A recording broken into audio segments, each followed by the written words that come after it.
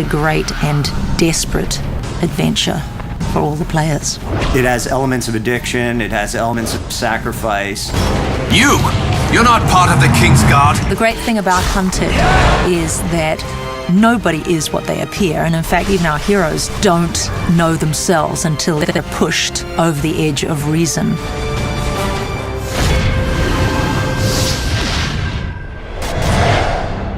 I became fascinated with the Mayans and this concept of this race of people that were so powerful and so organized as a culture that they were invading all of the outlying areas, rounding up all of the people, dragging them back to their temples and sacrificing to their gods. And so we took that concept and put it into a fantasy world. And you had your adventurers. If their goal was to try to stop that from happening, it became very interesting. They are interfering with my slave. Because the Mayans didn't see themselves as evil. They saw themselves as doing what was right to their own gods. When you think somebody's rotten to the core, and then all of a sudden you relate to them and you understand them. That's the beauty of Hunted.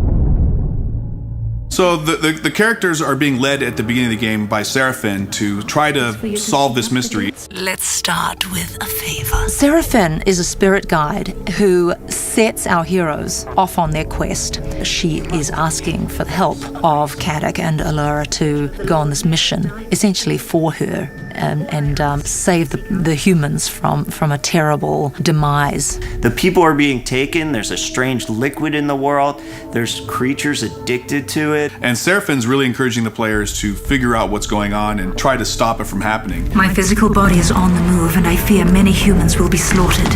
Time is not eternal. Seraphin is a spirit guide, but she also is a physical presence, so she can appear and then vanish, and they can hear her thoughts. I know what you seek. She has a love-hate relationship with Caddoc and Allura. She loves Caddoc, she hates Allura. There's no need for your snarky nature, Huntress. Caddoc's kind of like, seems like she's got good ideas, let's kind of follow along. And Allura's kind of like, I don't trust her, but I'm in for the action. Seraphin has convinced the characters to find these magic crystals throughout the world. And you use these crystals and give them to Seraphin, and she in turn bestows magic skills and magic abilities on the players. Now please, hand me the crystals.